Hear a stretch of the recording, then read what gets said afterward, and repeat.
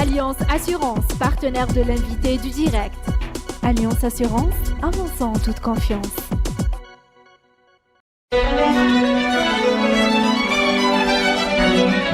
Pour bien s'entendre, il faut bien s'écouter. Rendez-vous sur M, la petite radio du Grand Maghreb.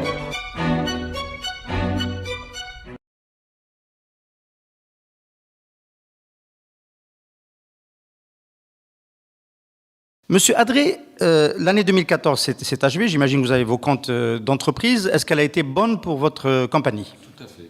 Alors on a clôturé l'année 2014 avec une progression d'environ 7% du chiffre d'affaires. Et on est en train de finaliser nos comptes. Et donc on aura une rentabilité d'environ 15%. Ce qui est remarquable, puisque finalement, chaque année, depuis 4 ans, on a des rentabilités de l'ordre de 15% pour Amana. Alors pour l'évolution de la rentabilité, c'est effectivement de très bons chiffres. Pour ceux qui écoutent BFM Business et les chiffres que font vos collègues sur les marchés matures. Voilà. Mais pour le chiffre d'affaires, on aurait peut-être pu s'attendre à une évolution plus rapide, compte tenu du fait que c'est quand même une nouvelle filière voilà. et de nouveaux métiers.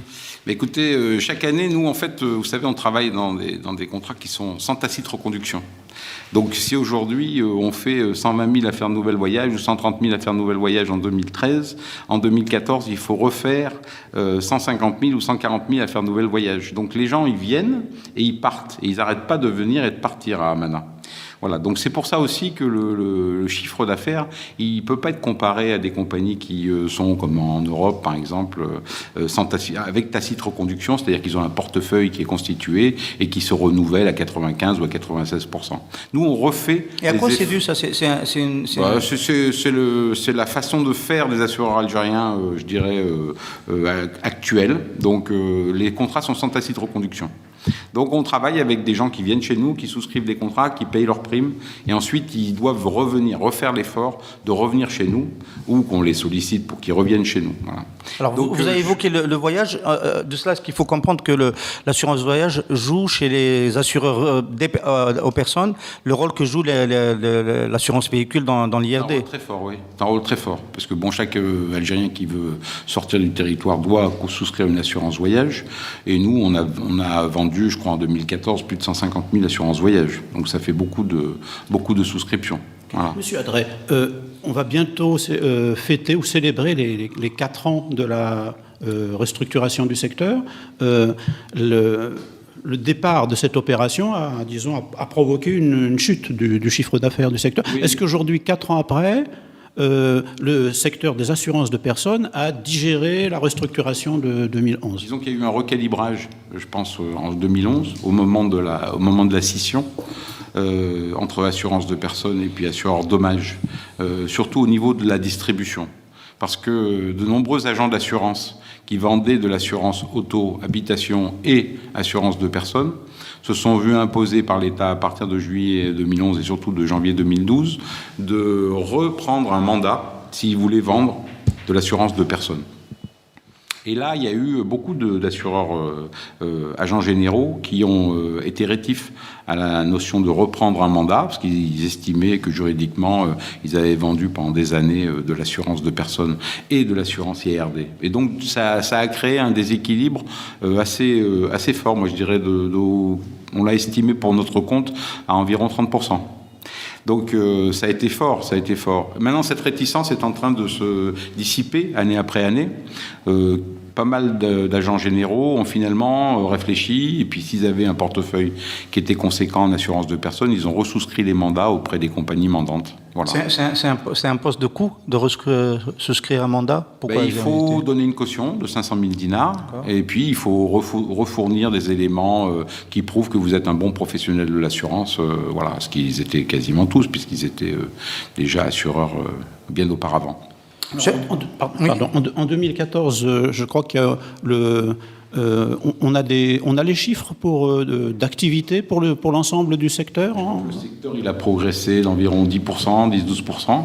J'ai pas exactement. Les assurances de personnes. Voilà, l'assurance de personnes. Oui. Il a progressé de façon assez sensible. Voilà. 10-12%. Oui. Surtout, c'est lié, je pense, à la souscription aussi d'assurance groupe complémentaire santé groupe pour les entreprises. Ça représente combien en valeur, ça représente combien? Je dirais que ça représente les assurances complémentaires santé groupe, ça représente. Je parle du chiffre d'affaires de la branche assurance de personnes. On dit d'habitude que l'assurance en Algérie, c'est un peu plus de 100 milliards de dinars. Et les assureurs de personnes, c'est un peu moins de 10 milliards, donc 9%, 8%, 9%, qui sont consacrés. Nous-mêmes, on est à peu près à 14-15% de part de marché. Hein. Alors, monsieur, donc, vous êtes du début de cette aventure de la séparation et du lancement de la branche vie séparément du reste des activités d'assurance. Alors, si on se positionne sur la perspective, est-ce que vous diriez que ça se passe plutôt comme vous l'espériez depuis 4 ans, que c'est un marché qui est en train d'émerger à la bonne allure? À la bonne allure. Il y a une allure. Il y a une allure. Je ne sais pas si c'est la bonne allure, mais on était au départ, au 1er juillet 2011, nous étions 7 acteurs. Voilà. Aujourd'hui, je crois qu'il y a peut-être un 8e acteur qui ne va pas tarder à arriver sur le marché, mais on va rester quand même dans un secteur qui est très concentré en termes de distribution. Chacun des acteurs a suivi une stratégie spécifique. Voilà. Certains ont créé des filiales à 100%, d'autres ont fait des joint ventures comme nous, d'autres ont créé à la fois une compagnie d'assurance IRD et vie. Donc chacun a pris son chemin et s'est adressé au public. Parce que l'intérêt de tout ça, c'est quoi? C'est quand même de s'adresser aux consommateurs, au public, d'éveiller toute une série de particuliers et d'entreprises en Algérie aux possibilités qu'offre l'assurance et aux solutions que nous pouvons mettre à leur disposition. Voilà. Donc chacun est parti avec ses armes. Il y avait des enseignes qui existaient, qui étaient fortes en termes d'image, d'autres comme la nôtre qui n'existaient pas du tout. Je m'arrête quand même une seconde sur les enseignes. Vous avez dans le champ de vos concurrents, vous avez le français AXA qui est venu avec sa propre enseigne. Vous avez, Madame Massif, fait le choix de vous associer donc à la SAA, qui est le leader du marché, qui est un acteur public, mais vous avez choisi quand même de développer un autre branding, une autre marque. Voilà. Donc on a bien. Vous avez un retour d'expérience sur cela? Mais oui, on est très content finalement d'avoir fait ce choix. C'est vrai qu'on a observé le marché. Il y avait des concurrents qui avaient une marque internationale comme AXA, d'autres qui avaient une marque nationale. On a préféré, avec des noms plutôt en français, francisés. Nous, on a préféré, on a réfléchi, on a passé 1 an sur le sujet et on s'est positionné à un moment en se disant, mais finalement, on veut avoir un nom d'origine arabe, on veut un nom qui est symbolique, donc on a choisi Amana qui est la notion de faire confiance. Donc je te confie quelque chose et le jour où j'en aurai besoin, tu me le rendras dans le même état. Et on a décidé de partir effectivement moins fort que si on s'était appelé Massif Algérie, ce qui aurait été plus facile, je dirais. Mais on a décidé vraiment de partir moins fort, mais de partir dans un sens qui était, à notre avis, plus proche des consommateurs, plus proche de la réalité de l'Algérie d'aujourd'hui. Alors, vos collègues dans le secteur disent qu'il y a quand même une difficulté à vendre de l'assurance vie en Algérie. Il y a un rapport à cette question qui est de l'ordre du destin, qui est de l'ordre de quelque chose qu'on ne devrait peut-être pas rationaliser et essayer de mettre dans des normes. Alors, il faut reconnaître aussi que l'Algérie a une particularité. D'habitude, dans les autres pays, on parle d'assurance IARD, incendie, accident, risque divers, ou d'assurance vie. En Algérie, on ne vous parle pas d'assurance vie, on vous parle d'assurance de personnes. Voilà. C'est déjà une différence très forte, parce qu'en fait, aujourd'hui, dans les produits que je diffuse, je ne vends pas d'assurance vie. Je ne vends très peu d'assurance vie. J'en vends d'ailleurs même, j'ai fait aucune affaire nouvelle, assurance vie, vraiment réelle, quelque part. J'ai fait beaucoup d'assurance complémentaire santé groupe, d'assurance emprunteur, d'assurance voyage, d'assurance individu accident, d'assurance de personnes. Voilà.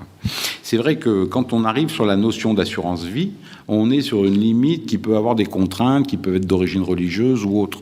Mais nous, aujourd'hui, on n'est même pas touché par ce phénomène-là, parce qu'aujourd'hui, on diffuse des produits qui sont simples de compréhension, très simples. En fait, les gens ne capitalisent pas de l'argent pour pouvoir le récupérer de nombreuses années plus tard. Ils couvrent des risques réels qui peuvent leur arriver. Ils peuvent chuter de leur escabeau en faisant du jardinage, et ils vont se blesser, et ils vont donc avoir une indemnité qui va leur être accordée, ou quelqu'un va souscrire un prêt à l'habitation, et puis malheureusement le monsieur ou la dame va mourir, et c'est la banque qui va être le bénéficiaire de l'assurance emprunteur. Voilà. Donc on a plutôt des notions qui sont, je dirais, simples à comprendre, même si effectivement le domaine n'est pas très développé. Le domaine est peu développé. Alors, voilà. Sur vos métiers, il y a deux assurances, on va dire captives. Celle du voyage, on est obligé et celle des prêts bancaires. Voilà, l'assurance emprunteur qu'on développe avec nos 2 partenaires banquiers. Voilà. C'est le deuxième moteur de votre business. Oui, c'est un moteur très fort parce que vous voyez bien qu'aujourd'hui, autour de vous, en Algérie, vous voyez pas mal de grues qui sont en train de travailler et donc des appartements qui sont en train d'être livrés à des nouveaux propriétaires qui les attendent de pied ferme. Et à chaque fois, la banque, elle demande une garantie, une caution et elle l'obtient par cette garantie assurance emprunteur. Donc on a mis au point des solutions qu'on a importées, celle-ci complètement de France, mais bon, parce qu'on voulait travailler en full web, donc on avait décidé de travailler en full web avec nos partenaires et on a mis en place des solutions d'assurance emprunteur qui sont tout à fait compétitives avec un certain nombre d'acteurs, pas que nos. Pour réussir dans l'assurance complémentaire santé groupe en entreprise, il faut se déplacer. Il faut avoir des vendeurs, il faut avoir des personnes qui proposent ce type de contrat à des entreprises. Et il faut sortir d'Alger. Il faut aller le vendre dans les Algéries, parce que moi je pense qu'il y a plusieurs Algéries. Donc il faut faire 400 km, 500 km, 1000 km et aller au contact des entrepreneurs et des PME, des PMI ou des grosses entreprises. Alors, M. Adré, essayez de nous vendre cette assurance-là. Qu'est-ce qu'on y gagne? Voilà. Alors, si je suis devant un chef d'entreprise aujourd'hui, je vais lui tenir le discours suivant. Je vais lui dire, écoutez, vous êtes un chef d'entreprise, vous avez besoin que vos salariés que vous avez engagés, formés et que vous payez restent longtemps ou il n'y ait pas trop de turnover dans votre entreprise. Parce que s'ils ont appris une technique de fabrication qui est sophistiquée, autant qu'ils restent longtemps chez vous. Pour rester longtemps chez vous, il faut qu'ils se sentent bien chez vous. Pour qu'ils se sentent bien chez vous, vous avez une arme qui est les salaires, mais vous avez aussi des armes qui sont plutôt sociales, comme, je ne sais pas, mettre à disposition un autobus pour aller et venir, mettre à disposition une cafétéria pour pouvoir se restaurer à midi et pas rentrer chez soi. Et puis, quand vous regardez l'action sociale, vous avez un domaine qui est la santé. Et ce domaine de la santé, vous pouvez, moyennant un montage que vous allez choisir de monter à la fois avec vos salariés et puis vos structures œuvres sociales, vous allez pouvoir faire un montage d'assurance santé complémentaire. C'est-à-dire que la sécurité sociale prend en charge beaucoup de choses en Algérie, mais il y a toujours un petit reste qui reste à prendre pour la personne. Donc nous, on peut vous proposer des prestations complémentaires. Si vous allez voir un spécialiste, si vous allez acheter une paire de lunettes qui est un peu plus chère, si vous voulez avoir des frais dentaires qui soient un peu plus sophistiqués et surtout qui concernent toute la famille, ben, si vous avez la chance de pouvoir mettre à disposition de vos salariés ce type de contrat, et ce type de contrat va permettre à vos salariés de se sentir mieux dans l'entreprise. Oui, donc c'est le genre de dialogue qu'on instaure avec nos chefs d'entreprise. Ils y adjoignent souvent les responsables des offres sociales. Et ensuite, après, on fait des répartitions de primes. Où le chef d'entreprise... C'est validé par le régulateur depuis le début? Oui, ça existe depuis toujours. Mais si vous voulez, aujourd'hui, c'est mis en valeur, en fait. C'est mis en valeur. J'imagine que les prestations que vous assurez sont évolutives. C'est-à-dire qu'aujourd'hui, il y a quelques années, corriger sa vue au laser, c'était pas une prestation qu'on pouvait proposer. Voilà, on suit l'évolution de la technologie. Hein. Mais à chaque fois, vous êtes obligé de valider votre offre ou... Non, parce qu'on peut vendre des choses peut-être un peu surprenantes dans cette assurance, je ne sais pas. Non, c'est pas tellement surprenant, simplement on s'adapte aux nouvelles technologies de la médecine. Voilà. Si demain il y a des frais dentaires qui sont faits avec des implants, oui. Voilà. Eh bien, on va trouver à chaque fois quelle gamme de rémunération en fonction de la prime qui sera payée. Nous, on va donner un plus. Alors, je dis pas qu'on va prendre en charge en totalité un implant parce que ça coûte très très cher. Par exemple, un implant, mais on va donner un plus. Voilà, on va dire à la personne, vous investissez X, mais moi j'investis X plus 10, X plus 20, X plus 30. Est-ce que c'est pas un produit qui s'adresse essentiellement à l'encadrement des entreprises? Non. Alors, on le souscrit.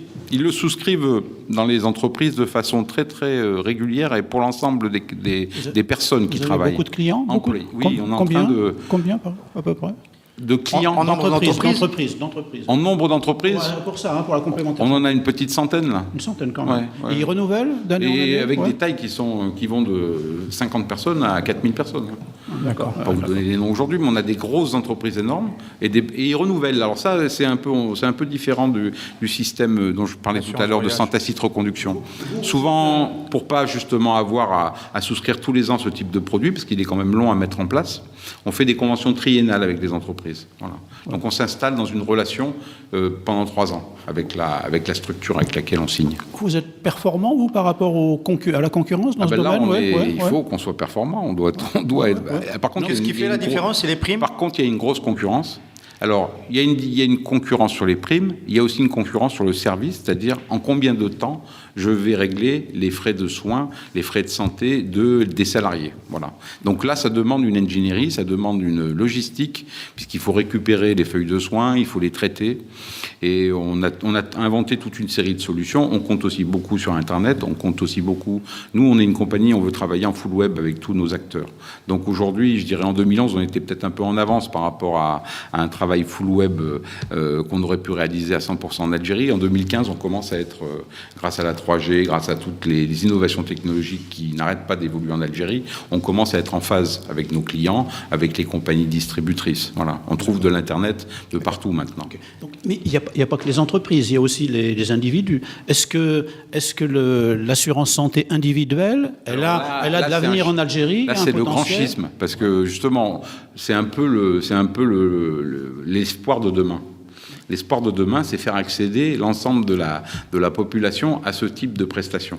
Mais aujourd'hui, on peut pas réunir on peut réunir dans une entreprise 1000 personnes, 2000 personnes, parce qu'elles ont un lien entre elles. Elles sont toutes salariées de telle structure où elles tombent, voilà. Mais les autres, les individuels qui sont les uns à côté des autres, aujourd'hui, pour pouvoir les traiter, les 39 millions d'Algériens qui sont potentiellement intéressés par ce type de sujet, on n'a pas encore la solution. La solution, elle existe dans d'autres pays, en Europe ou en France, pour ne pas la citer, évidemment, puisqu'on peut se souscrire de l'assurance santé individuelle grâce à tout un système qui est organisé. Et la carte FIFA, c'est un des premiers éléments du système, bien sûr.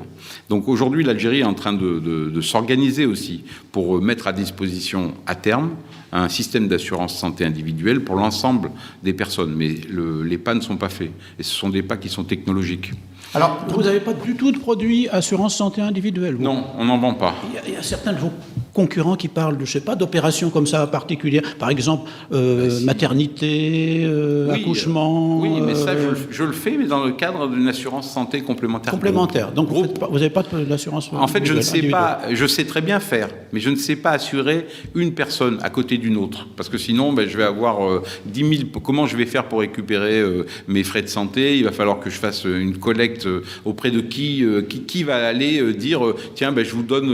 on n'a pas de correspondance sociale dans la vie privée. Justement, est-ce que c'est trop cher? Parce que dans la vie privée, si vous êtes un homme privé, si je vous dis tiens, un correspondant social, vous allez trouver un correspondant social où? Vous n'allez pas le créer vous-même. Vous voyez ce que je veux dire? Pour rassembler avec vos voisins dans votre immeuble, admettons que vous vouliez tous dans votre immeuble être assurés en complémentaire santé individuelle.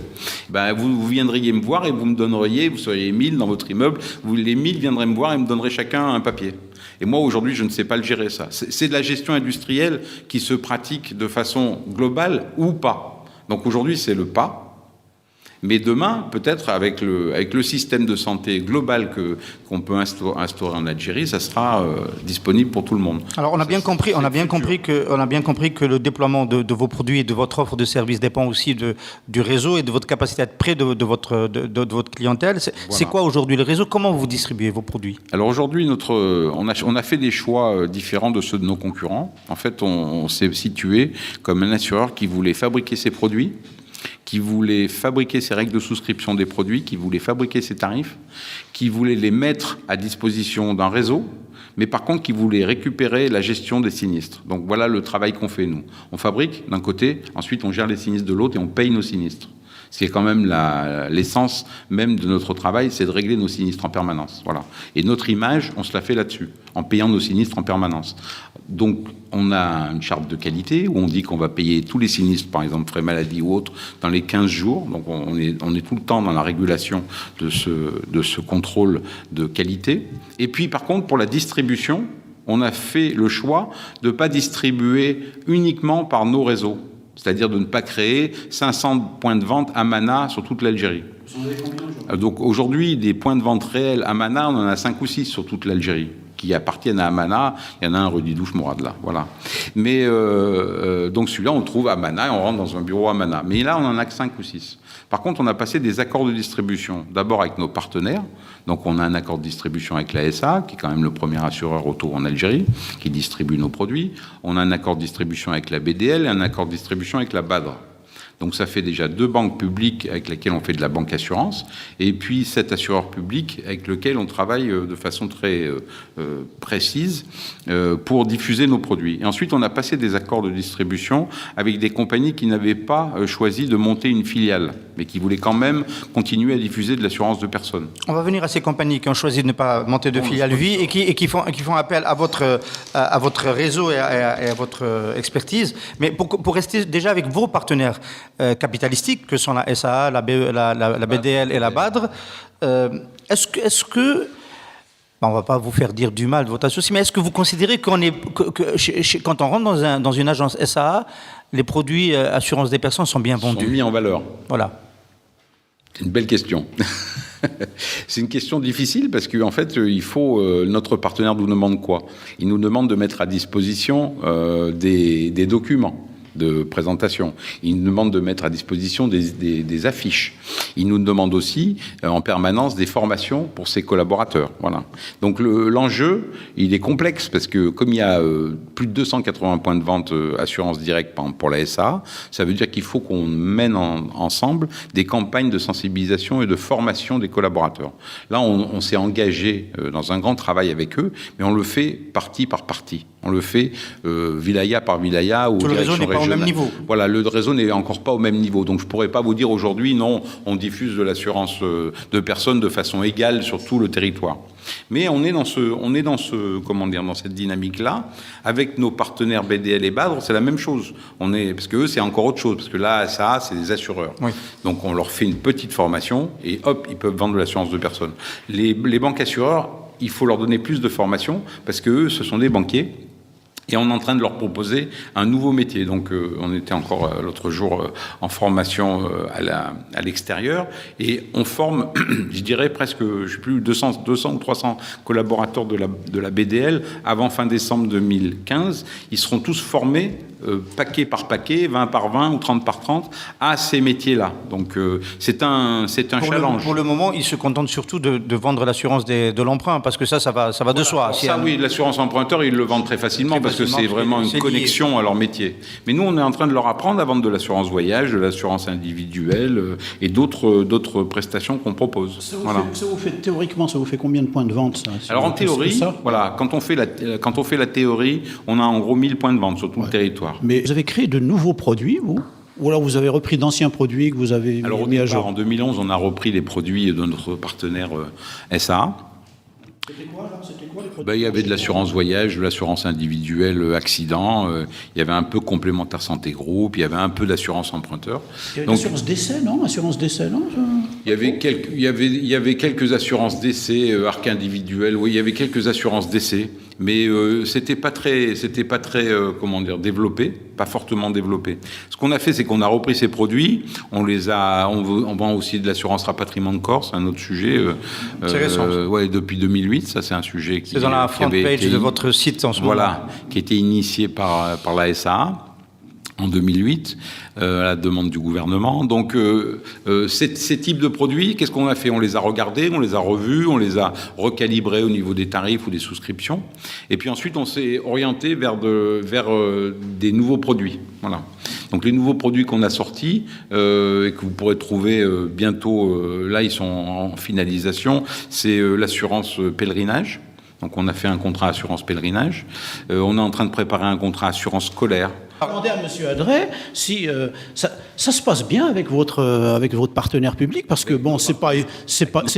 Ouais, mais vous avez votre actionnariat, voilà, vous avez vous êtes donc une entreprise privée, disons de capitaux d'origine étrangère, oui. Vous êtes associé donc. De l'économie sociale en France. Voilà, vous êtes associé dans le cadre du 51-49 à des entreprises publiques algériennes. Ça se passe bien? C'était très complexe, c'était une expérience qui est rare et qui est très complexe parce qu'il a fallu qu'on rencontre des partenaires qui avaient une vision et une histoire qui était très différente de la nôtre.